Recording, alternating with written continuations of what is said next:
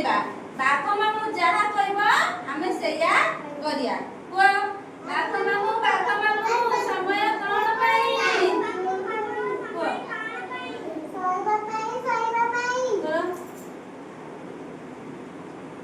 ବାଘ ମାମୁଁ ସମୟ କଣ ପାଇଁ?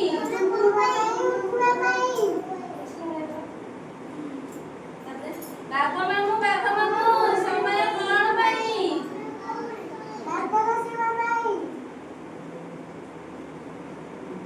ବାଘ ମାମୁଁ ସମୟ କଣ ପାଇଁ?